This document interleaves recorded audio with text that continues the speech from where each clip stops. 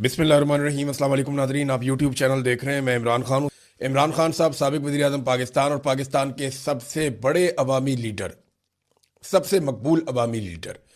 इमरान खान साहब से आज मुलाकात का दिन था, उनकी फैमिली गई, फिर नहीं मिलवाया गया। और ये अब कई महीने हो गए हैं मुलाकात नहीं होने दी जा रही। इसके पीछे आसिम मुनीर साहब हैं। आसिम मुनीर साहब को ख़तरा है इमरान खान साहब से कि इमरान खान साहब अगर सियासत में आएंगे या बाहर आएंगे या वो कोई बात करेंगे तो उससे आसिम मुनीर साहब की सियासत को खतरा हो जाएगा। लिहाजा वो इमरान खान साहब की मुलाकातें बंद करके बैठे हुए हैं। और ऐसे में इमरान खान साहब के साथ कुछ ऐसा किया गया कि उनके ब्लड के अंदर क्लॉटिंग की वजह से उनकी एक आंख खराब हो गई और फिर उन्हें अस्पताल ले जाया गया। बार बार यह मुतालबा किया गया कि उनके ज़ाती मुआलिजीन को दिखाया जाए, ऐसा नहीं किया गया। उनकी फैमिली को मिलवाया जाए, ऐसा भी नहीं किया गया। बल्कि इमरान खान साहब की एक आंख की बिनाई तकरीबन चली गई, लेकिन इसके बावजूद इमरान खान साहब से मुलाकातें नहीं खोली गई और ये सिलसिला जारी है। पूरा निज़ाम जो है वो इसी चक्कर में लगा है। इमरान खान साहब की बहनें हैं, वो जाती हैं जेल के बाहर, सारे लीडरों की मुलाकातें होती हैं उनकी फैमिली से। बल्कि नवाज शरीफ की मुलाकातें होती थी तो पूरा पूरा टब्बर जाता था, वहां पूरा निज़ाम बना हुआ था। 15-15 बंदों के साथ नवाज शरीफ अलग अलग बैठ के बाकायदा इजलास मुनक्कद होते थे जेल के अंदर। इमरान खान साहब से कुछ भी नहीं। जरदारी साहब की मौजें जो जेल के अंदर थी, कभी सुन लें आप तो हर आदमी कहेगा कि मुझे जेल में ही डाल दो। लेकिन इमरान खान साहब के लिए तबाही और बर्बादी कर दी है इन्होंने, जिस लेवल पे ये लेकर चले गए हैं अखलाकियात को। और ये सिर्फ एक आर्मी चीफ की वजह से हुआ। देखिए, सियासतदान तो इसके बेनिफिशरी हैं, लेकिन सियासतदान डरते भी हैं। कल को हमने भी जेलों में जाना है, सबको अपना अपना पता होता है ना कि कल को हमें भी जेल में डाला जा सकता है। इस तरह की जेल तो कोई काट ही नहीं सकता जैसे इमरान खान ने काट ली है। तो क्योंकि जर्नैलों को इस बात का जोम है कि उन्होंने जेलों में नहीं जाना होता, और वैसे भी आसिम मुनीर साहब ने इस्तिस्ना ले लिया है, ये कोई दिलेर आदमी तो लेता नहीं है। बहरहाल इमरान खान साहब का जो केस है वो इस्लामाबाद हाई कोर्ट में आया, तोशाखाना वाला, और उसमें वहाँ बातचीत हो रही थी। इमरान खान साहब को अस्पताल मुंतकिल करने की दरख्वास्त पर भी समाअत हुई केस के अंदर।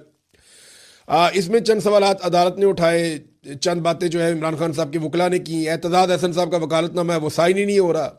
देखिए ना, वो जाएंगे, जाके इमरान खान साहब से वकालतनामा साइन करवाएंगे, तभी आकर अदालत में केस लड़ेंगे ना। इधर वकालतनामे ही साइन नहीं हो रहे। तो इमरान खान साहब को शफा इंटरनेशनल अस्पताल मुंतकिल करने की दरख्वास्त पर समाअत हुई और लतीफ़ खोसा साहब ने जेल रूल्स के हवाले से कहा जी कि मैं तैयारी करने के लिए मुझे थोड़ा टाइम दे दे। तो कल के दिन के लिए जज मुयसर नहीं थे तो परसों का टाइम दोबारा दे दिया गया। बहुत सारे लोग लतीफ़ खोसा पे तनकीद कर रहे हैं कि उनकी तैयारी क्यों नहीं थी। इससे पहले इमरान खान साहब ने भी एक दफ़ा कहा था कि तैयारी करके आना चाहिए लतीफ़ खोसा साहब को, और ये खबर ज़ुबैर अली खान साहब ने उस वक्त दी थी। लतीफ़ खोसा साहब बड़े शानदार, बहुत बड़े वकील हैं, बड़ा नाम है उनका फौजदारी मुकदमात में, और पाकिस्तान के अंदर जाने माने वकला में से एक है। उनकी अदलिया के लिए बड़ी कुर्बानियां भी हैं, बड़े जमहूरी आदमी है, दबंग आदमी है लतीफ़ खोसा साहब। लेकिन यहाँ उनकी तैयारी होनी चाहिए थी। अच्छा, अब कई लोग इसको ऐसे ले रहे हैं जैसे आज उनकी तैयारी होती तो इमरान खान साहब बाहर आ जाते। ऐसा नहीं है। आसिम मुनीर साहब इमरान खान साहब को नहीं छोड़ेंगे जब तक कि उन्हें ये यकीन नहीं आ जाएगा कि उनकी अपनी किसी किस्म की कोई मुसीबत खड़ी नहीं होने जा रही। यानी वो इमरान खान साहब को, आसिम मुनीर साहब ऐसे नहीं छोड़ेंगे, ये सब जानते हैं, सबको पता है। और इमरान खान साहब को भी इस बात का पता है। जब तक कि कोई बहुत बड़ा दबाव नहीं पड़ेगा अवामी सतह का, या इमरान खान साहब की जानिब से या बैरूनी तौर पर कोई बहुत बड़ा दबाव नहीं आ जाता, तो तब तक इमरान खान साहब को नहीं छोड़ेंगे। या तो अदलिया जो है वो इंसाफ देना शुरू कर दे, ये तो आप समझे पाकिस्तान के अंदर अब सिलसिला ही खत्म हो गया, या फिर इमरान खान साहब को डील करनी पड़ेगी या कोई बहुत बड़ा दबाव डालना पड़ेगा। दोनों में से कोई एक चीज़ करनी पड़ेगी। तो इसके बगैर तो कोई बीच का रास्ता तो दिखाई देता नहीं है। हालांकि बीच का रास्ता निकल सकता है कि पाकिस्तान में डेमोक्रेसी आ जाए, अब दोबारा पाकिस्तान में इलेक्शन करवा ले। भाई, एक लीडर को आपने पीस के रख दिया, आपने उसकी पार्टी को तबाह बर्बाद कर दिया और मुल्क का बेड़ा गर्क कर दिया, आपने हर चीज़ आपने तबाह बर्बाद कर दी, तो अब आपने और क्या निकालना है। अवाम आज भी इमरान खान के साथ खड़ी है। इमरान खान की दुश्मनी में आपने हर चीज़ तबाह कर दी है, मुल्क को गिरवी रख दिया है, खुद मुख्तारी अपनी दांव पे लगा दी है, मगर कोई फ़ायदा आपको हुआ नहीं। तो ये एक फ़ौज के अंदर से भी दबाव आना चाहिए, सबको मिलकर ये बात करनी चाहिए, यार बस कर दो। क्या करना है आपने पाकिस्तान के साथ? पूरा मुल्क आपने गिरवी रख दिया है। फैसले आप करते हैं, कौम को पता ही नहीं होता आप क्या फैसले कर रहे हैं। वहां कौमी असम्बली में खड़े होकर महमूद खान अचकज़ई कहते हैं और साफ खड़े होकर कहते हैं जनाब पार्लियामेंट जानती नहीं है कि क्या हो रहा है। आप सऊदी अरब के साथ क्या मुआहदा करके आए, पार्लियामेंट को पता ही नहीं है, आपने बताया ही नहीं। बोर्ड ऑफ पीस में आप क्या गुल खिला रहे हैं वो भी नहीं पता कौम को। फिर लीबिया में जो दौरे आपने किए हैं वहां पे जाके खलीफा हफ्तार को आप मिलकर आप क्या करके आए हैं, किस किस्म के मुआहदे कर रहे हैं, किससे क्या बात कर रहे हैं? पाकिस्तान की पॉलिसी पाकिस्तान के अवामी नुमाइंदे बनाएंगे, ये कायदे आज़म ने कहा था। इधर जनाब आर्मी चीफ जाते हैं, मुलाकातें करते हैं, पॉलिसी बनाते हैं, कौम को पता ही कुछ नहीं होता, अवामी नुमाइंदे बिल्कुल गूंगे बहरे होकर बैठे हुए हैं। तो अचकज़ई साहब ने कहा बंद कर दें फिर इसको, पार्लियामान को, शहबाज शरीफ को सारी जिंदगी के लिए वज़ीर आज़म बना दें, हम में से कोई मर जाए तो उसकी जगह पे इलेक्शन करवा दें, बस इस तरह कर लें फिर आप। क्योंकि पार्लियामेंट का तो फायदा ही कोई नहीं है, पार्लियामेंट में बात ही कोई नहीं हो रही, डिस्कशन ही कोई नहीं हो रही। और जो लोग डिस्कशन करते हैं या करना चाहते हैं, देखें ना, ये अवाम की मुंतखब हुकूमत नहीं है। तो जो हुकूमत अवाम की नहीं है वो अवामी फैसले कैसे कर सकती है, वो पाकिस्तान की खारजा पॉलिसी कैसे बना सकती है?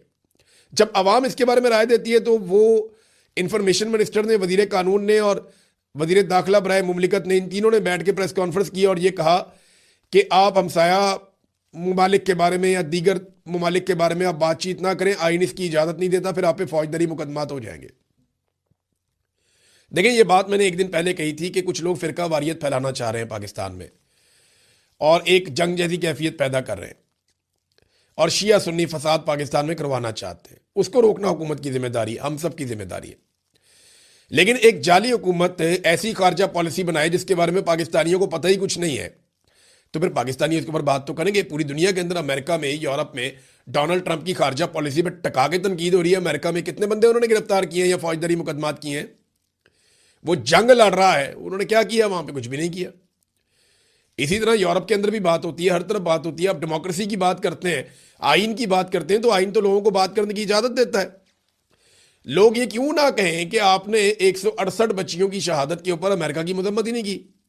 अमेरिका के अंदर अमेरिका की मजम्मत हो रही है, लेकिन हमारा अर्दली वजीर आजम जो है वो मजम्मत नहीं कर रहा, वो अमेरिका का नाम लेने के लिए भी तैयार नहीं। हुकूमत शर्मिंदा है, हुकूमत की वहां पॉलिसी कोई नहीं है। हुकूमत को समझ ही नहीं आ रही कि अब करना क्या है। कुछ अकाउंट्स जो है वो नफरत फैला रहे हैं और इनको रोकना चाहिए, हम सबको मिलकर रोकना चाहिए। लेकिन याद रखिएगा, इसके अंदर हुकूमत के भी कुछ लोग शामिल हैं जो जानबूझकर एक तासुर क्रिएट कर रहे हैं और खित्ते की जो लड़ाई है उसको पाकिस्तान के अंदर एक तरीके से ड्रैग करके ला रहे हैं। ये डाइवर्जन लगाने के चक्रों में रहते हैं। पेट्रोल आलमी मंडियों में सस्ता हो गया, तुम भी सस्ता कर दो भाई। और ये सस्ता रहना कोई नहीं है, ये फिर महंगा हो जाएगा दोबारा। अगर ये सिचुएशन कंट्रोल ना हुई तो, ये कंट्रोल होनी चाहिए सिचुएशन, अगर ये कंट्रोल ना हुई तो यही पेट्रोल दोबारा महंगा हो जाएगा। अब नाज़रीन आ जाए जरा इंटरनेशनल फ्रंट के ऊपर, हम उसके ऊपर भी बात कर लें। इमरान खान साहब का केस जो है वो अभी चलेगा, एक परसों के लिए लगा हुआ है, कल के लिए लगा हुआ है। इमरान खान साहब को मुमकिन है कि अस्पताल मुंतकिल किया जाए, लेकिन किन शराइत और पाबंदियों के साथ किया जाता है इसके बारे में हम अभी कुछ कह नहीं सकते। चीज़ों को नॉर्मलाइज करने की कोशिश की गई है और पाकिस्तान तहरीक इंसाफ किसी किस्म की भी तहरीक चलाने में मुकम्मल तौर पर नाकाम रही है। सोहेल अफरीदी साहब इस्लामाबाद से कहकर गए थे टेढ़ी उंगली से हम घी निकालेंगे और इमरान खान रिहाई अमन फोर्स बनाएंगे। लगभग 20-22 दिन उस बात को भी गुजर गए हैं, तो अभी तक कोई चीज़ ऐसी सामने नहीं आई। मुझे ये पता है कि वो मीटिंग्स कर रहे हैं, एक्टिविटीज़ कर रहे हैं, लेकिन अमली तौर पे कुछ भी नहीं किया, कुछ भी नहीं किया। अब डोनाल्ड ट्रंप के साथी जंग से निकलने का मशवरा देना शुरू हो गए और लगातार उसको ये मशवरे दिए जा रहे हैं कि इस जंग से निकल जाओ, कोई हल निकालो इस जंग का, इसके अंदर हम फंस गए हैं। और बहुत सारे अमेरिकन भी ये बात कर रहे हैं, बहुत सारे जो सीनियर लोग हैं दुनिया भर में वो ये बात कर रहे हैं। ट्रंप के मुशीरों का ईरान जंग के हल तलाश करने पर उन्होंने जोर दिया। उन्होंने कहा डोनाल्ड ट्रंप को कि जंग से निकलने का कोई मंसूबा बनाएं और इसमें से निकल जाएं आप। ये जो तेल की कीमतें बढ़ रही हैं इनको ज़्यादा देर कंट्रोल नहीं किया जा सकता। रिपब्लिकन पार्टी को इसका नुकसान होगा। ये जो आपने फौजी ऑपरेशन किया है इसको कामयाब मिशन के तौर पर पेश करें, रोला डालें कि हम कामयाब हो गए और निकल जाएं वहाँ से। ये वॉल स्ट्रीट जर्नल ने भी रिपोर्ट किया है कि डोनाल्ड ट्रंप को उनके साथियों ने इस तरह के मशवरे दिए हैं। अब मैं आपके सामने रखता हूँ ये एक स्कॉट रिटर, ये नादरीन अक़वाम मुत्तहिदा में हथियारों के साबिक इंस्पेक्टर हैं और इन्होंने ये बात की है कि अमेरिका चाहता है कि वो अब इस जंग से निकल जाए। उसकी वजह यह है कि अमेरिका ये जंग हार गया है और ईरान ये जंग जीत गया है। देखिए सादी सी बात है ना, अमेरिका ने सारी बेसिस खाली कर दी हैं। इस वक्त कतर में, सऊदी अरब में, बहरीन में, यूएई में, इन मुल्कों में अमेरिकन फौजी जो हैं वो वहाँ से निकाल दिए गए, उनका इनखला हो गया। अमेरिकी शहरी जो हैं वो बहुत बड़ी तादाद में वहाँ से निकलकर दूर चले गए हैं। अमेरिका अपने बहरी बेड़े और अपना सामान उठाकर यहाँ से ले गया है। जो उनके दिफाई निज़ाम यहाँ पे लगे हुए थे एयर डिफेंस सिस्टम, उनमें बेशतर जो है वो नाकारा हो गए हैं या वो प्रॉपर तरीके से काम नहीं कर पा रहे। अभी कोरिया से अमेरिका ने, जनूबी कोरिया में अमेरिका का सिस्टम लगा हुआ है, वो सिस्टम भी अमेरिका ने इस खित्ते में मंगवा लिया कि यहाँ पे लाकर लगाया जाए ताकि यहाँ के डिफेंस को दोबारा तगड़ा किया जाए। अमेरिकन और इसराइली लगातार कोशिश कर रहे हैं कि जो उनका दिफाई निज़ाम है, फ़िज़ाई दिफाई निज़ाम जो ईरान के मिसाइलों को और ड्रोन्स को रोक सकता है, उसको दोबारा से इंटैक्ट किया जाए। उसका एक बड़ा हिस्सा जो है वो अब फंक्शनल नहीं रहा। ईरान ने ना लड़ाई के पहले 10 दिनों में जो अचीव किया वो ये है कि उन्होंने जो अमेरिका और इसराइल की जानिब से इस खित्ते में लगाया गया एक फ़िज़ाई दिफाई निज़ाम का जाल था, उसको तोड़ा है और उसमें ऐसी जगह बना ली है जहाँ से अब वो अटैक कर सकता है। उसके बाद बहुत सारी अब इंफॉर्मेशन है और ये चाइना और रशिया की मदद से उसको हासिल हुई है।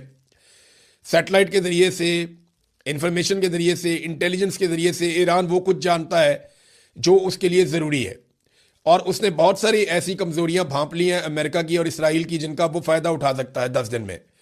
इन्होंने बहुत सारे ड्रोन ऐसे भेजे हैं जिनको डिकॉयज आप कह सकते हैं, यानी ये डमी है, ऐसे भेजे हैं मिसाइल ड्रोन जिनको अटैक किया गया इंटरसेप्टर्स की जानिब से और इनके ऊपर अरबों रुपया लगा दिया गया और कोई फ़ायदा नहीं हुआ।